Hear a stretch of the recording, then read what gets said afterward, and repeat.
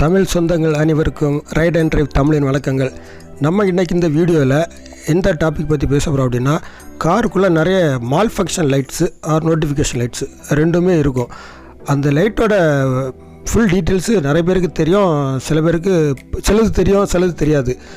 அதனால் நம்ம இந்த வீடியோவில் முக்கியமான ஒரு 15 நோட்டிஃபிகேஷன் ஆர் மால்ஃபங்க்ஷன் லைட்டோட டீட்டெயில்ஸு, அதில் எரிஞ்ச என்ன பிரச்சனை, ஏரியாட்டு என்ன ப்ராப்ளம் அப்படின்றத ஒரு புரிதலில் தான் இந்த வீடியோவில் பார்க்குறோம். வாங்க வீடியோக்குள்ளே போகலாம். Number 1, engine check in light. பொதுவாக மோஸ்ட்லி எல்லா கார்லேயுமே என்ஜின் ரிலேட்டடாக வர்ற நோட்டிஃபிகேஷன் ஆர் மால்ஃபங்க்ஷன் லைட்டு இதுதான். இந்த மால்ஃபங்க்ஷன் லைட்டு எரிஞ்சதுன்னா ஒரு ரீசன் அப்படின்னு கிடையாது. டோட்டலி என்ஜினில் எந்த பிரச்சனையாக இருந்தாலும் ஒரு 10, 15, 20 பிரச்சனை எல்லாத்துக்கும் சேர்த்து ஒரே இந்த நோட்டிஃபிகேஷன் லைட் எரியும். அதனால் இது எல்லாத்துக்கும் ரிலேட்டடாக இருக்கும். ஒரு பிரேக் ப்ராப்ளம் இருந்தாலும் இதில் இந்த லைட்டு எரியும், பவர் ஸ்டீரிங் ப்ராப்ளம் இருந்தாலும் இந்த லைட்டு எரியும், அப்புறம் கிளச்சில் ஏதாவது ப்ராப்ளம் இருந்தாலும் இந்த லைட்டு எரியும், அப்புறம் பார்த்திங்கன்னா ஏதோ கம்ப்ரஸரில் ப்ராப்ளம் இருந்தாலும் இந்த லைட்டு எரியும். இந்த மாதிரி பல ப்ராப்ளத்துக்கும் இந்த லைட்டு பேசிக்காக எரியும். அதில் இந்த லைட்டு எரிஞ்சால் அது ஸ்கேன் பண்ணி செக் பண்ணி பார்த்தோம்னா இதோட சப்ராப்ளம் என்னன்றது பார்த்து கண்டுபிடிச்சி சரி பண்ணிக்கலாம். இது என்ஜின் செக்கின் லைட்டும்பாங்க. இது எரிஞ்சதுன்னா கொஞ்சம் அலர்ட் ஆகிக்கணும். ஏதோ ப்ராப்ளம் இருக்குது, ஆனால் இன்ஜின் ஓடிட்டு தான் இருக்கும், எல்லாம் செஞ்சுட்டு தான் இருக்கும், ஆனால் ஏதோ சம்திங் ப்ராப்ளம் இருக்குது அப்படின்றத நம்ம செக் பண்ணி மேபி ஒரு சென்சார் ப்ராப்ளம் இருக்கும், அப்படி இருந்தாலும் இந்த லைட் எரியும். அப்போ என்ன ப்ராப்ளம்ன்றதை செக் பண்ணிவிட்டு நம்ம சரி பண்ணிட்டோம், நம்ம என்ஜின் சேஃப். இல்லாட்டி ஏதாவது ஏதாவது பொருளில் வரலையும் ஏதாவது வண்டி ஏதோ பிரேக் டவுன் ஆக வாய்ப்பு ஜாஸ்தி. நம்பர் 2, இது சீட் பெல்ட்டு நோட்டிஃபிகேஷன் மால்ஃபங்க்ஷன் தான். நம்ம சீட் பெல்ட்டு போடலாம் அப்படின்னா இந்த லைட் எரியும். நம்ம சீட் பெல்ட்டு போட்டோம்னா இந்த லைட் ஆஃப் ஆகிரும், அந்த பீப் சவுண்டும் ஆஃப் ஆகிரும். அதெல்லாம் கண்டிப்பாக ட்ரைவ் பண்ணுறப்ப கண்டிப்பாக சீட் பெல்ட்டு போட்டு கண்டிப்பாக ட்ரைவ் பண்ணுங்கள். எல்லாருக்கும் சேஃபு, உங்களுக்கு சேஃபு, பக்கத்தில் இருக்கவங்களுக்கு சேஃப், எல்லோரும் சேஃப். நம்பர் 3, இந்த நோட்டிஃபிகேஷன் லோ டயர் ப்ரெஷர். நம்ம டயரில் 30, 32, 35 நம்ம பாஸ்கலில் ப்ரெஷர் அடிச்சிருப்போம். அந்த ப்ரெஷர் கம்மியானால் இந்த நோட்டிஃபிகேஷன் லைட் ஆன் ஆகும்.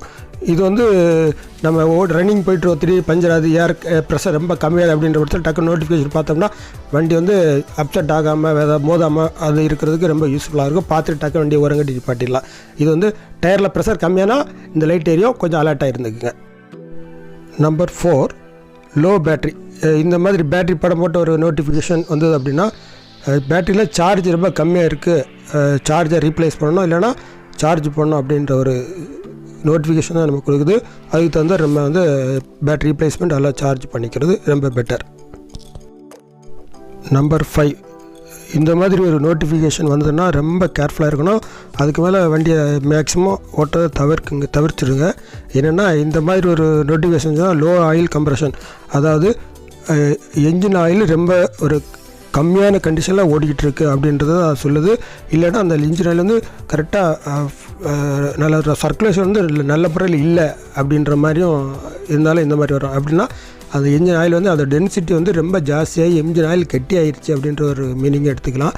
மொத்தத்தில் என்ஜினில் ஆயில் சர்க்குலேஷன் கரெக்டாக இல்லை, கம்ப்ரெஷன் கரெக்டாக கிடைக்கல, அதுதான் ரீசன். அதனால் இந்த மாதிரி ஒரு வார்னிங் வந்துச்சுன்னா உடனே என்ஜின் ஆயில் வண்டி நிப்பாட்டி என்ஜின் ஆயில் டாப் அப் பண்ணிட்டு ஓட்டுறது ரொம்ப ரொம்ப பெட்டர். அதனால் இந்த மாதிரி ஒரு வார்னிங் வந்துச்சா ரொம்ப கேர்ஃபுல்லாக இருங்க. Number 6, coolant temperature high. நல்லா பாருங்கள், இந்த மாதிரி ஒரு வார்னிங் நோட்டிஃபிகேஷன் வந்ததுன்னா கண்டிப்பாக வண்டி அதுக்கு மேலே ஓட்டாதீங்க. வண்டியை இமீடியட்டாக ஸ்டாப் பண்ணிவிட்டு வண்டியை அப்படியே ஐடில் கூட விடக்கூடாது, அப்படியே இன்ஜினை ஆஃப் பண்ணி இன்ஜின் டெம்பரேச்சரை குறைச்சிடணும். என்ன ரீசன்னா, என்ஜின் டெம்பரேச்சர் ஜாஸ்தி ஆயிடுச்சு. அது கூலண்ட் ஆயிலோட டெம்பரேச்சர் ஜாஸ்தியானால் ஆட்டோமேட்டிக்காக என்ஜினோட டெம்பரேச்சர் ஜாஸ்தியாகும். என்ஜின் டெம்பரேச்சர் ஜாஸ்தியானால் தான் கூலண்டோட டெம்பரேச்சர் ஜாஸ்தியாகும். அதுதான் இந்த நோட்டிஃபிகேஷன் சொல்லுது. ஏன் கூலண்ட் ஆயிலோட டெம்பரேச்சர் ஜாஸ்தியான அது நிறைய ரீசன் இருக்கும். ஒன்றில் அந்த கூலண்ட் ஆயில் போகிற ஓஸில் ஏதாவது டேமேஜ் ஆகி ஆயில் வெளியே போனாலும் அந்த மாதிரி கூலண்ட் இன்ஜின் டெம்பரேச்சர் ஆயிரும். இல்லைன்னா ரேடியேட்டர் கரெக்டாக வேலை செய்யலை, ஃபேன் சரியாக வேலை செய்யலை அப்படின்னாலும் டெம்பரேச்சர் ஜாஸ்தி ஆயிரும்.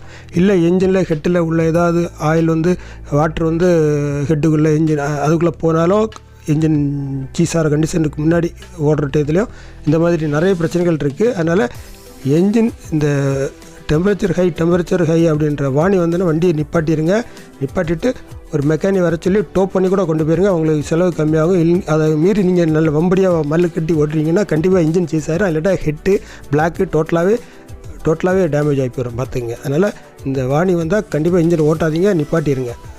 இது ரொம்ப கேர்ஃபுல்லாக பார்த்துக்க வேண்டிய ஒரு முக்கியமான ஒரு நோட்டிஃபிகேஷன் வார்னிங் லைட் இது.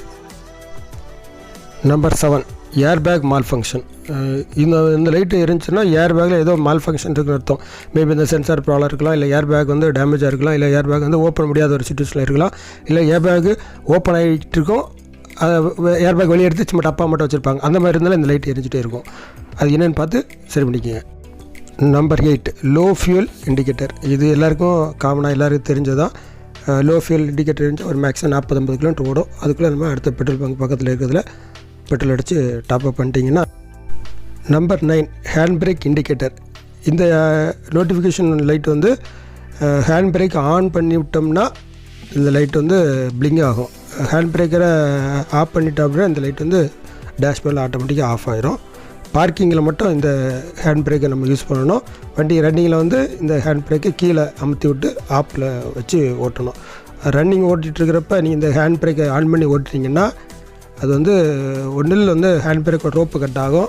இல்லை அப்படின்னா பிரேக் ஷூ வந்து அந்த பிரேக் பேடு கூட தேஞ்சி பிரேக் பிடிக்காமல் போயிடும். அதனால் ரன்னிங்கில் எக்கா இருந்த கொண்டும் ஹேண்ட் பிரேக்கை ஆஃப் பண்ணி வச்சு ஓட்டுங்க. Number 10 transmission temperature high. இந்த மாதிரி ஒரு பல் சக்கரை போட்டு டெம்பரேச்சர் மீட்ரு செட்டில் இருந்துச்சுன்னா நம்ம கியர் பாக்ஸு டெம்பரேச்சர் ஜாஸ்தி, ஹீட்டு ஜாஸ்தி ஆகிடுச்சுன்னு அர்த்தம். அப்படின்னு அர்த்தம்னா கியர் பாக்ஸில் ஏதோ வீல் வந்து டேமேஜ் ஆகிருக்கு, இல்லாட்டி கியர் பாக்ஸில் கரெக்டாக ஆயில் சர்க்குலேஷன் கரெக்டாக இல்லை, இந்த மாதிரி ஏதோ காரணத்தில் கியர் பாக்ஸு டெம்பரேச்சர் ஹீட் ஆகிடுச்சு அப்படின்ற ஒரு வார்னிங் லைட்டு தான். அதனால் இதுவும் ரொம்ப சிவியரான வார்னிங் லைட். இந்த மாதிரி வார்னிங் லைட் இருந்துச்சுன்னா கண்டிப்பாக வண்டியை எதுக்கொண்டு மேலே ஓட்டாதீங்க. வண்டியை நிப்பாட்டி ஒரு மெக்கானிக்கிட்ட கன்சல்ட் பண்ணிவிட்டு என்ன எதுன்றதை கன்ஃபார்ம் பண்ணிவிட்டு அப்புறம் ஓட்டுங்க. அதர்வைஸ் ஓட்டிங்கன்னா பெரிய செலவுக்கு ரெடியாக இருக்குன்னு அர்த்தம். Number 12 cruise control enabled. இப்போ வர லேட்டஸ்ட் வண்டியில் எல்லாத்துலேயுமே க்ரூஸ் கண்ட்ரோல் அப்படின்றது இன்பில்டாகவே ஒரு டாப் எண்டில் எல்லாமே இன்பில்டாகவே கொடுத்துருக்காங்க. அந்த க்ரூஸ் கண்ட்ரோல் அப்படின்னா என்ன அப்படின்னா, நம்ம ஹைவேஸில் போயிட்டுருக்கோம், ஒரு 60 கிலோமீட்டர் ஸ்பீடில் போயிட்டுருக்கோம் அப்படின்ற பட்சத்தில் 60 கிலோமீட்டரில் அந்த க்ரூஸ் கண்ட்ரோலை எனேபிள் பண்ணிட்டோம் அப்படின்னா அது கான்ஸ்டன்ட் ஸ்பீடில் ஒரே மாதிரி 60 போயிட்டே இருக்கு. நம்ம அந்த டயத்தில் ஆக்சிடென்ட் கொடுக்க தேவையில்லை. எப்போ நமக்கு பிரேக் போடுறோம் இல்லாட்டி ஆக்சிடென்ட்டை கொடுக்குறோம் அப்படின்ற பட்சத்தில் ஆட்டோமேட்டிக்காக அந்த க்ரூஸ் கண்ட்ரோல் வந்துட்டு டிசேபிள் ஆகிரும். இதுதான் க்ரூஸ் கண்ட்ரோல். இந்த க்ரூஸ் கண்ட்ரோல் ஆன் ஆகிருக்கு அப்படின்றப்ப நோட்டிஃபிகேஷன் அங்கே இருக்கும், ஆஃப் இல்லைன்னா அந்த நோட்டிஃபிகேஷன் போயிடும். இதுதான் க்ரூஸ் கண்ட்ரோல்ன்றது சிம்பிள் ஆகிருக்குன்னு ஒரு விளக்கம். நான் இந்த க்ரூஸ் கண்ட்ரோலை பற்றி ஒரு தனியாக ஒரு வீடியோ மேக் பண்ணி போடுறேன், அப்போ அதை நீ பார்த்து தெரிஞ்சுக்கிங்க. 13 ஃபாக் லேம்ப் இண்டிகேட்டர். நம்மளால் சிலவங்களுக்கு இந்த ஃபாக் லேம்புக்கும் அந்த ஹெட்லைட்டு ஹை பீம்புக்கும் லோ பீம்புக்கும் டிஃப்ரென்ஸ் தெரியாமல் போயிடும். High beam low beam maximum தெரியும். ஃபாக் லேம்ப்ன்றது கொஞ்சம் டிஃப்ரென்ஸ் தெரியாமல் இருக்குது, அதுக்காக தான் இதை சொல்லியிருக்கேன். அந்த ஃபாக் லேம்ப்ன்றது இந்த சுவிட்ச் இந்த இடத்துல இருக்கும், அப்புறம் எரிஞ்சுன்னா இந்த லைட்டு நோட்டிஃபிகேஷனில் இருக்கும், அவ்வளோதான். Number 14 ABS braking malfunction. ஏபிஎஸ்ன்றது ஆன்டி பிரேக்கிங் சிஸ்டம். இப்போ வர லேட்டஸ்ட் கார் எல்லாத்துலேயுமே இந்த ஏபிஎஸ் பிரேக்கிங் சிஸ்டம் தான் இருக்குது. இந்த மாதிரி மால் ஃபங்க்ஷன் வருது அப்படின்னா அந்த ஆன்டி பிரேக்கிங் சிஸ்டத்தில் ஏதோ சின்ன ஒரு தகராறு இருக்குன்னு அர்த்தம். அதை நம்ம மெக்கானிக் ஷாப்பில் கொண்டு கொடுத்தீங்கன்னா பார்த்து சரி பண்ணி கொடுத்துருவோம். இல்லாட்டி ஏதாவது சென்சார் ப்ராப்ளம் இருந்தாலும் அந்த மாதிரி ஒரு மால் ஃபங்க்ஷன் லைட் எரியும். அதை இமீடியட்டாக பார்த்துருங்க. பிரேக் சிஸ்டம் அப்படின்ற பட்சத்தில் நம்ம அதில் எந்த காம்ப்ரமைஸும் பண்ணக்கூடாது. ஏதோ சின்ன தகராறு இருக்கும், பார்த்து ஒன்று சரி பண்ணிக்கிங்க. Number 15 door open indicator. இது எல்லாருக்கும் மேக்ஸிமம் வரலாம் தெரிஞ்சிருக்கும். எல்லா கார்லேயும் யூஸ்வலாக இப்போ வர லேட்டஸ்ட் கார் எல்லாத்துலேயுமே கம்பல்சரி இருக்கும்.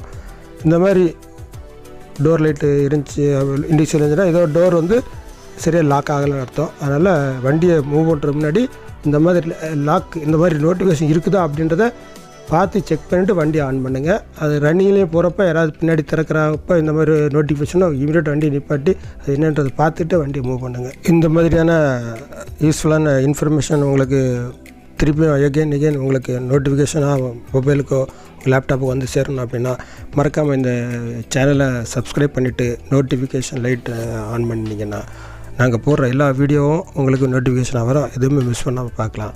Thank you very much supporting for us.